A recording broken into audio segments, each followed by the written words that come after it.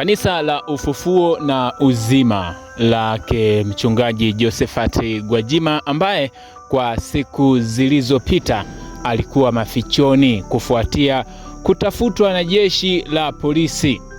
Mchungaji Joseph Gwajima ambaye alikuwa mafichoni alikuwa anakumbwa na tuhuma za uchochezi kufuatia taarifa alizokuwa akiziweka kwenye mitandao ya kijamii zinazohusu mwendelezo wa matukio yanayotokea nchini Tanzania, hasa kwa mwaka 2025. Joseph Gwajima alikuwa mbunge tangu mwaka 2020 mpaka 2025 chini ya Rais Daktari John Pombe Joseph Magufuli mpaka alipokuwa Rais Daktari Samia Suluhu Hassan baada ya kifo cha JPM. Daktari Joseph Gwajima alikuwa mbunge kupitia Chama cha Mapinduzi, hivyo alikuwa akitoa taarifa zinazohusu matukio yanayoendelea nchini, ikiwa matukio ya utekaji aliyaweka kipaumbele na kuonekana kuyapinga akiwa nje na ndani ya kanisa. Moja ya taarifa aliyowahi kuiweka na kuzua taharuki ni pale alipoongoza maombi kanisani kwake yaliyohusisha kuombea kuzuiwa kwa matukio ya utekaji ambayo yalikuwa yakiendelea mwaka 2025. Moja ya matukio yanayokumbukwa mwaka 2025 ni kupotea kwa baadhi ya wanaharakati ambao walidaiwa kutekwa na watu wasiojulikana. Josephat Gwajima alikuwa akipinga kutokea kwa matukio hayo akiwa kama mchungaji, lakini kama mbunge akiwa anaiongoza kupitia Chama cha Mapinduzi.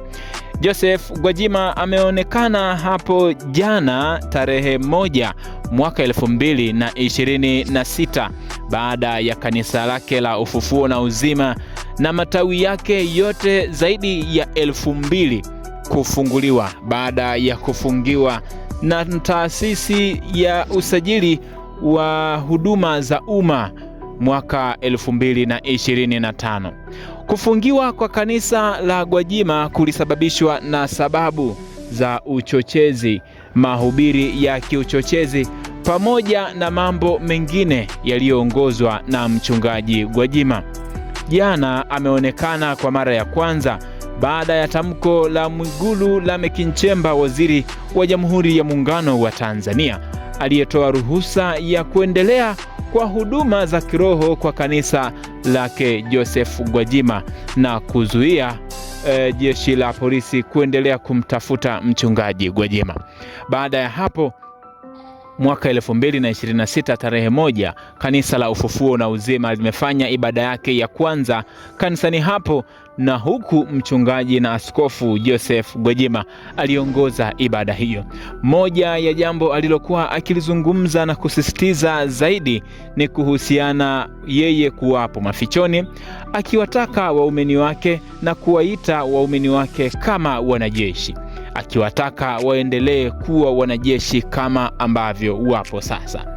Amesema, wanajeshi mmerudi kazini, ni jambo la kupongeza sana, na nukuu, hesabia baadhi ya vita ambazo zimepigana, wanajeshi wanaoenda na wanaorudi uwiano wao ukoje? Nafurahi kuona wanajeshi mmerudi na mnaendelea na kazi ya ulinzi kama ambavyo Mungu amewatuma.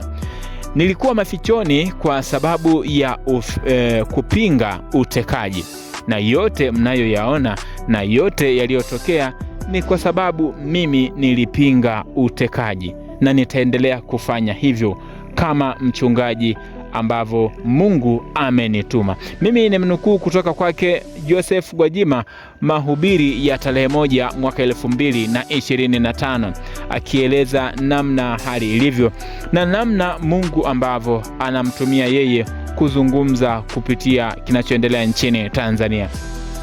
Hayo ni moja kati ya matukio yanayokumbukwa kwa mwaka 2025, lakini moja ya matukio yanayokumbukwa zaidi kwa mwaka 2025 ni tukio la maandamano yaliyotokea Oktoba 29, ambapo uharibifu na vifo vya baadhi ya watu vilitokea nchini Tanzania. Baadhi ya vifo visivyohesabika na uharibifu usiohesabika ulitokea katika mikoa ya Dar es Salaam, mkoa wa Mwanza, mkoa wa Mbeya na mkoa wa Arusha kwa zaidi, na mikoa mingine midogo ikiwamo mkoa wa Kigoma. Baada ya hapo yametokea pia malalamiko kwa baadhi ya watu kuhusisha na kulihusisha jeshi la polisi. Hiyo ni moja kati ya matukio ambayo yanakumbukwa sana kwa mwaka 2025. 2025 inakumbukwa pia kwa matukio ya kuondokewa kwa ndugu na wapendwa ambao ni maarufu nchini Tanzania.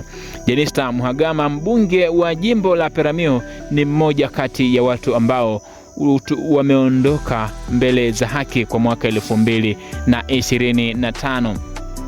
Moja kati ya watu ambao wanakumbukwa sana kwa mwaka 2025 ni kuondokewa kwa aliyekuwa spika wa bunge la Jamhuri ya Muungano wa Tanzania, Mheshimiwa Ndugai, ambaye alifariki kutokana na maradhi ya ghafla.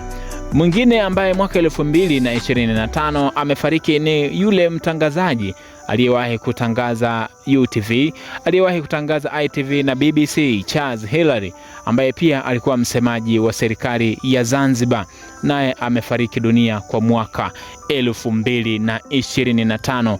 MC Pilipili ni mmoja kati ya watu ambao wameacha majonzi kwa mwaka 2025 baada ya yeye kutangulia mbele za haki. Tuambie sasa nini unakikumbuka kwa mwaka 2025 hapo ulipo. Hii ni Flow Updates, inakuletea yote yanayojiri. Leo ni siku ya 3 ya mwaka 2025. Nikutakie mwaka 2026 siku ya 3, kumradhi, kwa mwaka 2026. Nikutakie mwaka 2026 wenye mafanikio mema.